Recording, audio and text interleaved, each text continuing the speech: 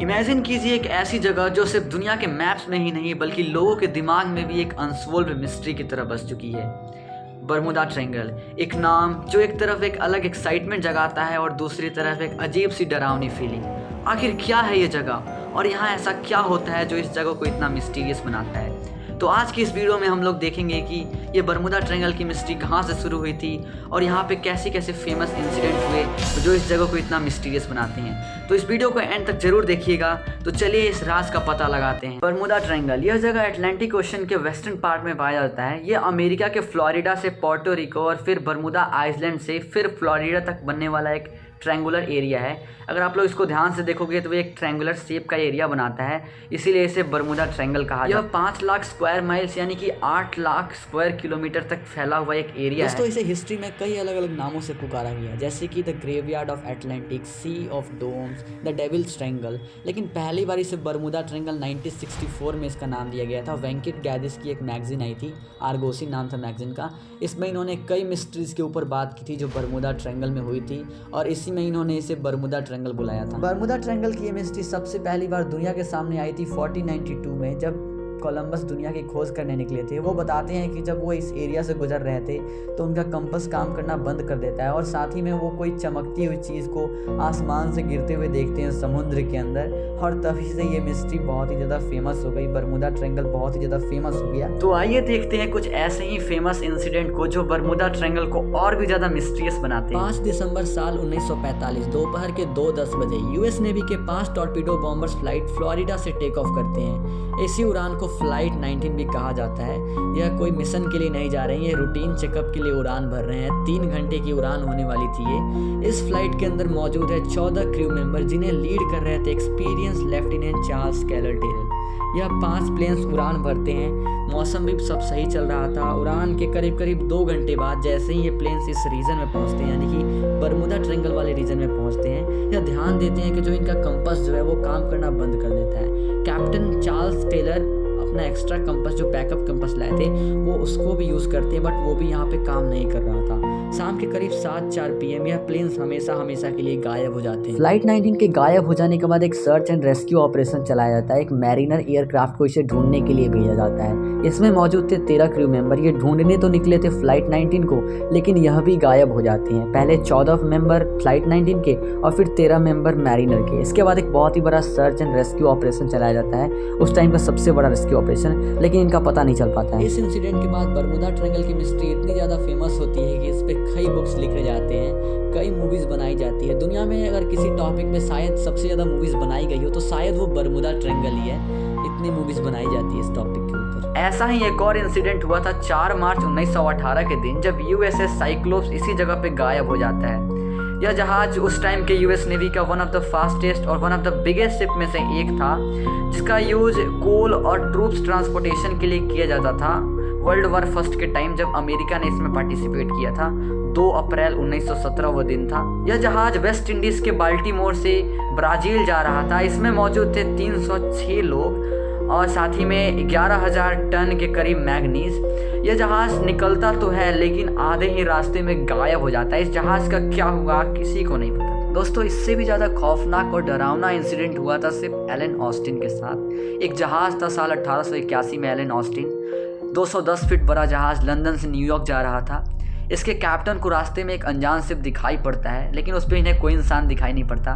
इसके captain decide करते हैं कि वो शिप के पास 2 दिन वेट करेंगे ताकि कोई अगर इंसान हो तो वो शिप से बाहर आएगा, लेकिन कोई नहीं आता। तब ये कैप्टन शिप के ऊपर कदम रखते हैं और जब वो इसके अंदर जाते हैं तो उन्हें वहाँ पे सारा सामान सेफ नज़र आता है, लेकिन कोई इंसान नज़र नहीं आता है। कैप्टन डिसाइड करते हैं कि वो इस शिप को अपने साथ लेकर जाएंगे, इसलिए अपने कुछ क्रू मेंबर को इसमें शिफ्ट करते हैं। दोनों शिप 2 दिनों तक साथ चलता रहता है, लेकिन फिर आता है एक बहुत बड़ा तूफान और ये दोनों शिप के रास्ते अलग हो जाते हैं। लेकिन थोड़ी देर बाद जब तूफान शांत होता है तो कैप्टन स्पाई ग्लास की मदद से उस अनजान शिप को ढूंढने की कोशिश करते हैं और उन्हें फाइनली वो शिप दूर दिखता भी है और वो दोबारा से उस शिप को लेकर आगे बढ़ते हैं। लेकिन यहाँ कमाल की बात ये थी कि दोबारा से उस शिप के पे कोई इंसान मौजूद नहीं था और उन्होंने जिस क्रू मेंबर को उस पर भेजा था वो भी गायब हो चुके थे। लेकिन फिर भी ये शिप को लेके आगे बढ़ते हैं और सेम कहानी रिपीट होती है। फिर तूफान आता है और ऐसा ही इंसिडेंट होता है। दोस्तों जितने इंटरेस्टिंग तरीके से मैंने आपको ये कहानी सुनाई है, ये शायद ये कहानी सच नहीं है, हम इन्हें लीजेंड कह सकते हैं। इसी तरीके से साल 1947 में यूएस आर्मी का एक और शिप C-54 इसी जगह पे क्रैश हो जाता है।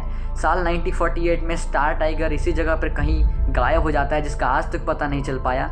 Star Ariel plane, Piper, turkeys, ऐसे ही कई जहाज़ें और कई प्लेन्स इस जगह पे गायब हो चुके हैं। 150 से भी ज़्यादा जहाज़ें और प्लेन्स यहाँ गायब हो चुके हैं। आखिर क्या है इस जगह की हकीकत? कई लोगों का मानना है कि इस जगह पे सी मॉन्स्टर्स होते हैं और कई लोगों का मानना है कि यहाँ एलियंस मौजूद हैं, लेकिन ये सारी झूठी बातें हैं। क्या है इसके पीछे का असली reason?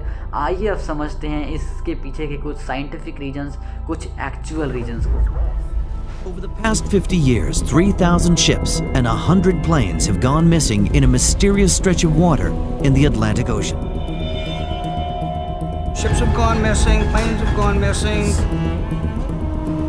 Known as the Devil's Triangle. A source of intrigue, legend, and fear. This is the Bermuda Triangle. दोस्तों यहाँ सबसे पहला साइंटिफिक रीज़न दिया जाता है कि इस एरिया में हरिकेन जैसे भयानक तूफ़ान बहुत ही ज़्यादा मात्रा में आते हैं। दुनिया में सबसे ज़्यादा हरिकेन जैसे भयानक तूफ़ान चाइना में आते हैं और सेकंड नंबर पे यूनाइटेड स्टेट ऑफ अमेरिका आता है और स्पेशली करके ये फ्लोरिडा वाला रीजन आता है। जब ये तूफ़ान आती हैं तो ये खतरनाक हेक्सागोन पैटर्न वाले क्लाउड्स बनाते हैं और ये क्लाउड्स बहुत ज़्यादा ऊँचे होते हैं, 80 किलोमीटर तक इनकी हाइट्स होती है और इन क्लाउड के नीचे जो समुद्र में हवाएं बहती हैं वो हवा की स्पीड 250 किलोमीटर पर आवर से भी ज़्यादा होती है। दोस्तों यहाँ एक और रीज़न दिया जाता है मीथेन हाइड्रेट्स को लेके कि समुद्र के इस एरिया में बहुत ज़्यादा लेयर में मीथेन हाइड्रेट्स पाई जाती है। तो आइए समझते हैं इस मीथेन हाइड्रेट्स के कॉन्सेप्ट को।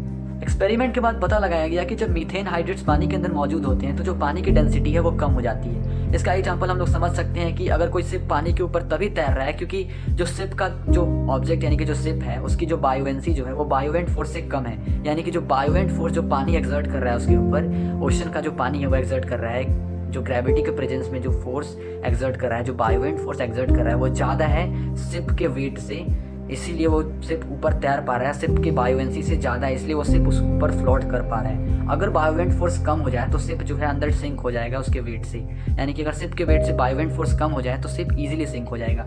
ऐसा ही होता है मीथेन हाइड्रेट्स के पानी में ज़्यादा घुल जाने के बाद जो पानी का जो डेंसिटी वो कम हो जाता है। इस वजह से जो बायोवेंट फोर्स लगाने की जो कैपेबिलिटी होती है उसकी वो कम हो जाती है और शिप के वेट से, तो जो शिप है वो इजीली डूब जाता है पानी के अंदर। अगर मीथेन की जगह पानी में अगर ज़्यादा सॉल्ट मिला दिया जाए तो जो ऑब्जेक्ट जो है यानी कि जो पानी की डेंसिटी है वो बढ़ जाएगी और ऑब्जेक्ट उसके अंदर कभी डूब ही नहीं पाएगा। इसका सबसे अच्छा एग्जाम्पल है डेड सी, जिसके अंदर इंसान या ऑब्जेक्ट कभी नहीं डूब सकता है। दोस्तों मीथेन हाइड्रेट्स के पानी के अंदर मौजूद होने के पीछे ये भी रीज़न हो सकता है कि जब मड वोल्केनोज फटते हैं, जब वोल्केनिक इरप्शन होता है तो ये मीथेन हाइड्रेट उससे बाहर निकलते हैं और ये पानी में घुल जाते हैं और अगर इस सिचुएशन में कोई शिप ऊपर तैर रहा है तो वो पानी के अंदर डूब जाता है।